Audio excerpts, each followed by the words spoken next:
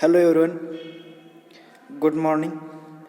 Myself Bhusari Vishwas, lecturer at Pravara Medical Trust College of Pharmacy, Shivagaon. My subject is pharmaceutical jurisprudence. So my dear students, today we are going to discuss new chapter or a new topic, that is new drug policy 1994.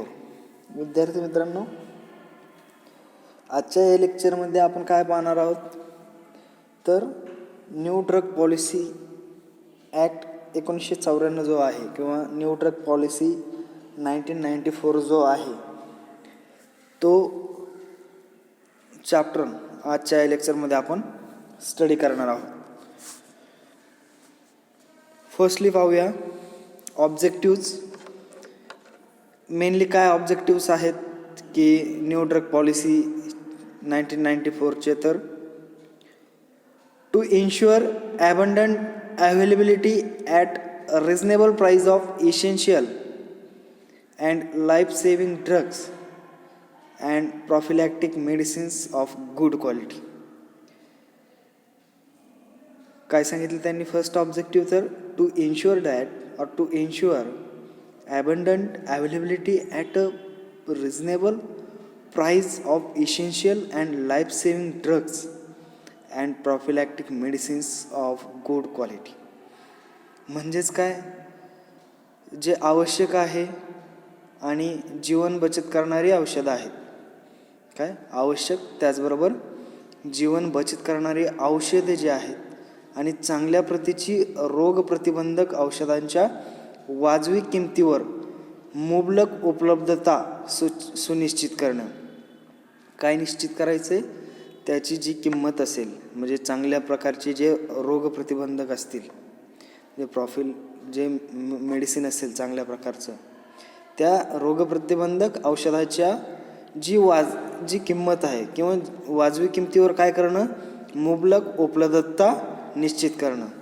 मुबलक उपलब्धता त्या ठिकाणी निश्चित करायची. हे first objective आहे.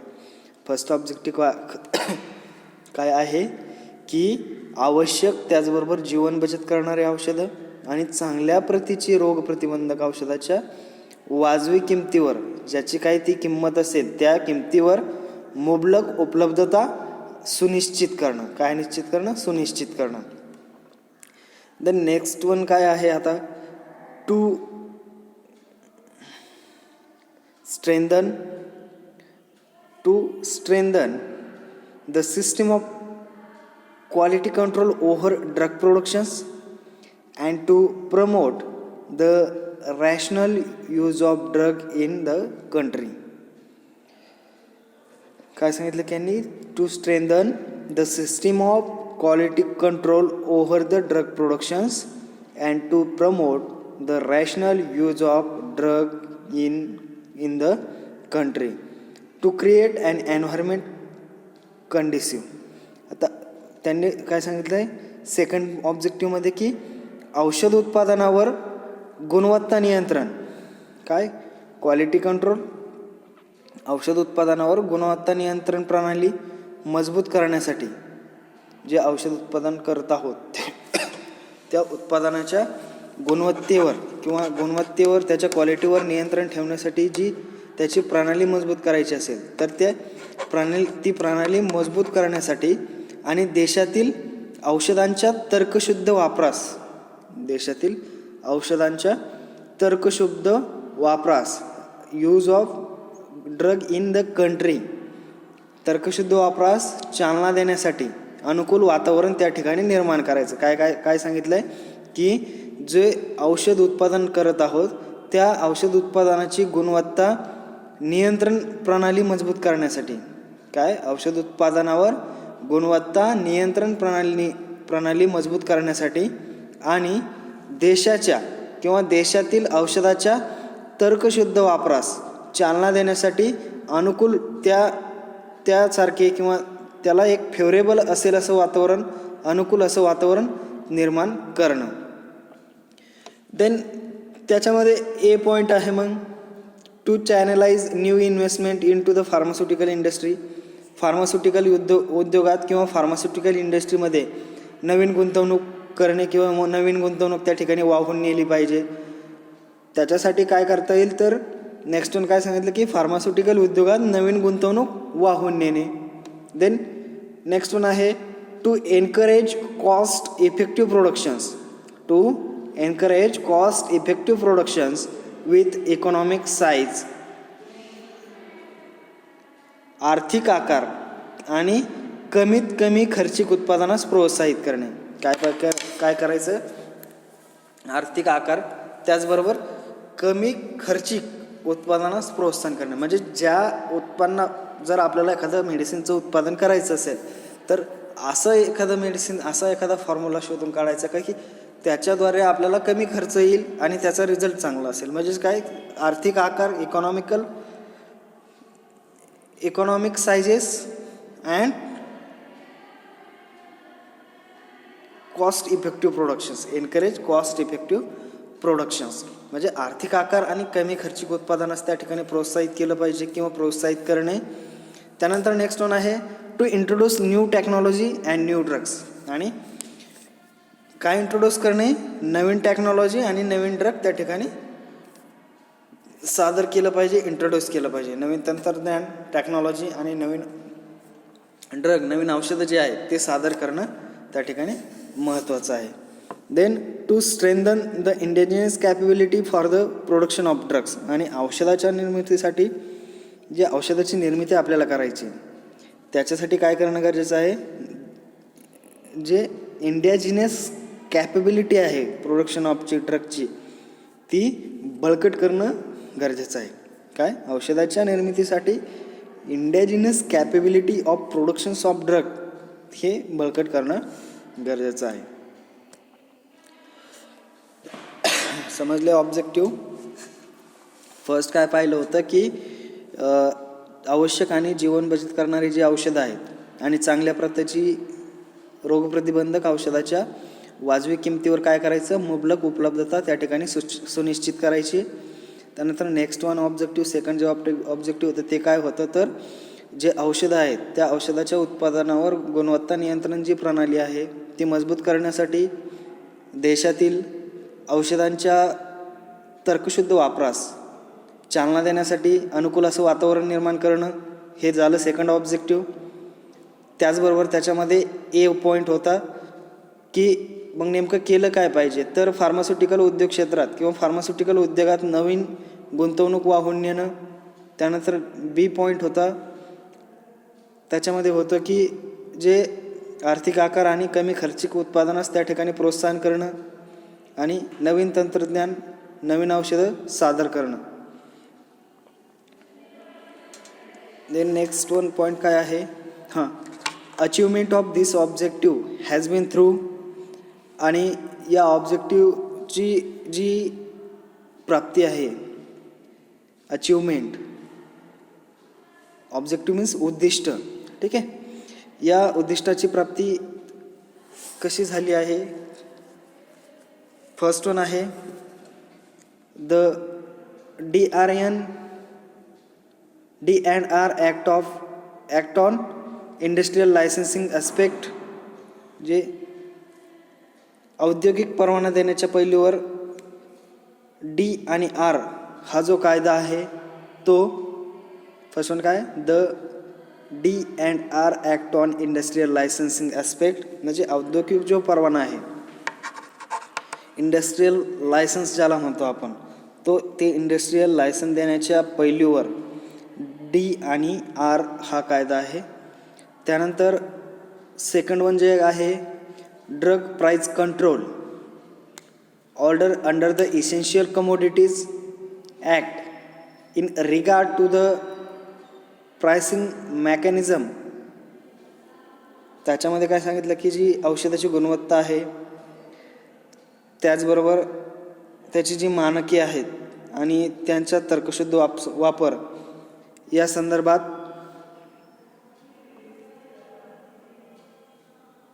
किमतीची यंत्रणा, काय जे ड्रग प्राइस कंट्रोल ऑर्डर आहे under the drug price control essential commodities act in regard to pricing mechanism, म्हणजे काय औषधाची गुणवत्ता आणि मानके आणि त्यांचा तर्कशुद्ध वापर या संदर्भात किमतीची यंत्रणा. त्याचबरोबर थर्ड वन काय आहे, drugs and cosmetic act in regard to quality and standard of medicines and their rational use. म्हणजे ड्रग्ज आणि कॉस्मेटिक ॲक्टच्या संदर्भात औषधे, मग त्याची किंमत नियंत्रित करणं असेल किंवा औषधे किमती नियंत्रण आवश्यक वस्तू कायद्याअंतर्गत त्या ठिकाणी order.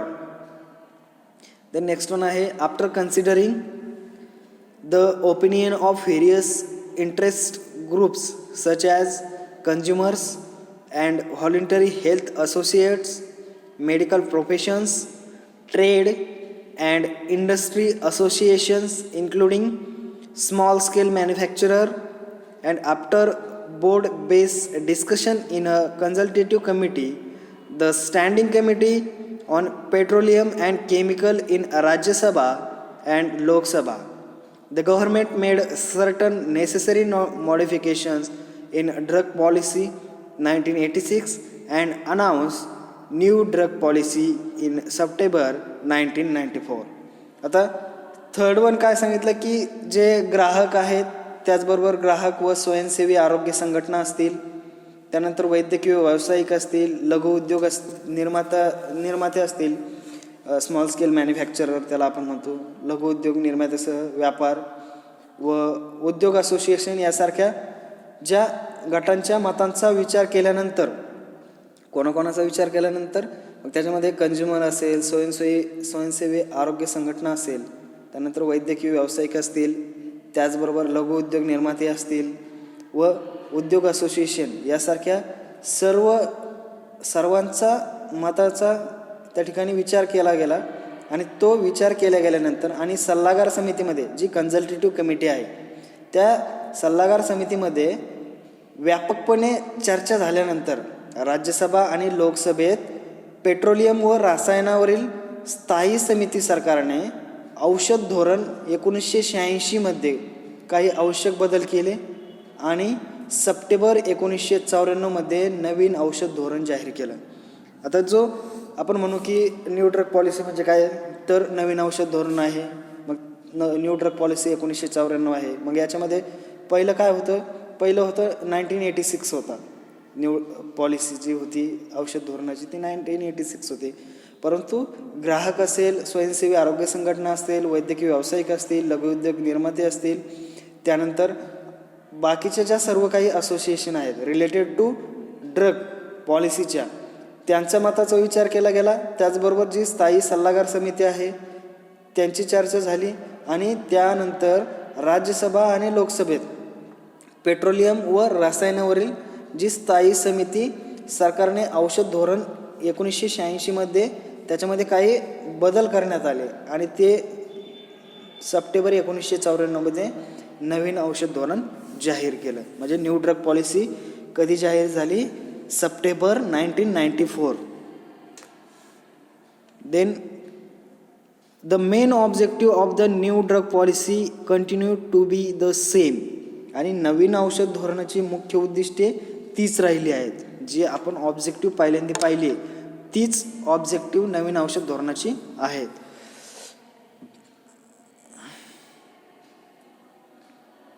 Then it has to ensure availability of the essential drug to common man at a reasonable price. म्हणजे काय, तर सर्वसामान्यांना वाजवी किमतीवर आवश्यक औषधे उपलब्ध करून देणे आवश्यक आहे. त्यानंतर the new drug policy 1994 would also ensure uniformity in prices of widely used formulations as there would be selling price for all commonly marketed standard pack size formulations. म्हणजे काय, तर 1994 मध्ये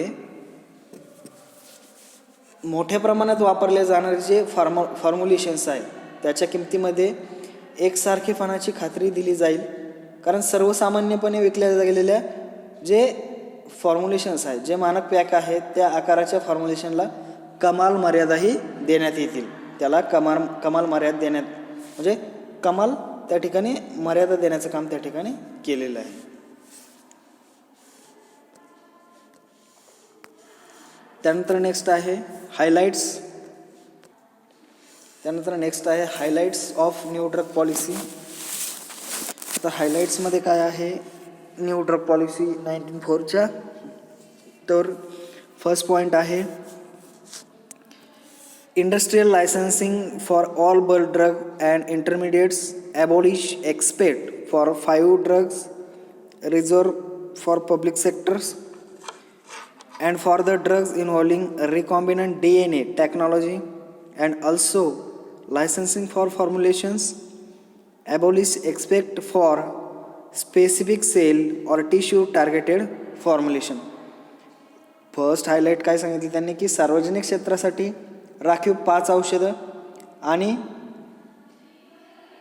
DNA जे रिकॉम्बिनंट DNA टेक्नॉलॉजी आहे त्या recombinant DNA तंत्रज्ञानासह असलेल्या औषधांसाठी वगळता सर्व मोठ्या प्रमाणात औषधे आणि मध्यस्थांसाठी औद्योगिक परवाना रद्द करणे. देन सेकंड वन आहे automatic approval for foreign technology agreements आणि विशिष्ट सेल. त्यानंतर काय सांगितलं की जे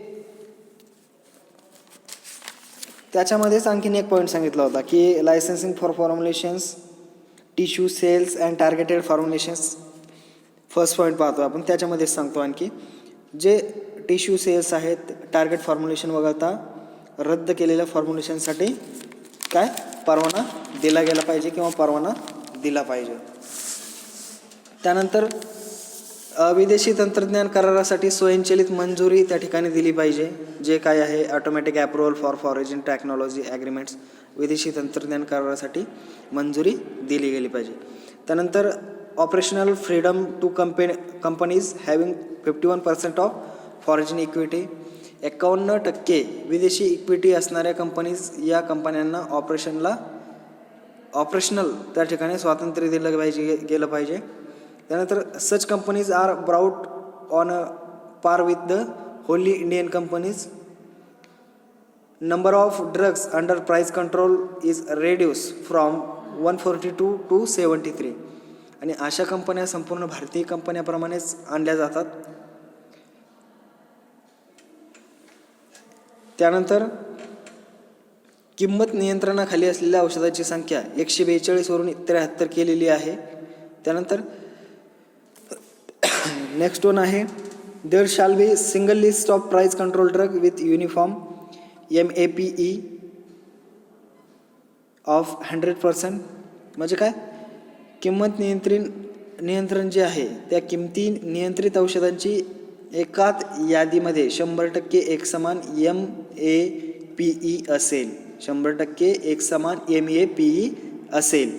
त्यानंतर control on a drugs with minimum annual turnover of ₹4 crore. आणि किमान वार्षिक उलाढाल असलेल्या औषधावर नियंत्रण ठेवा. त्याच्यामध्ये किती असेल मग ते 4 कोटी.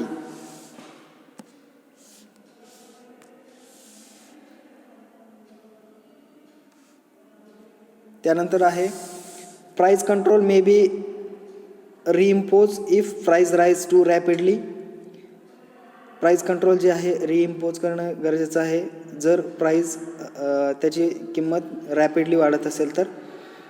Drugs produce by recombinant DNA technology and specific cell tissue targeted drug formulation will outside the price control for 5 years from the date of manufacturing in India. Then selling price of standard pack size of price control formulations. Then encouragement to productions from basic stage, setting up of National Pharmaceutical Pricing Authority to fix price. Next आहे setting up to National Drug Authority to ensure quality control and rational use of medicines. Then next काय आहे आणखी त्याचं तर 1% on a productions of drug and pharmaceuticals to promote R&D research and development. interministerial committee to announce R&D incentive. Then a separate department in health ministry to focus on the development of Ayurvedic, Unani, Siddha and homeopathic medicines. Thank you.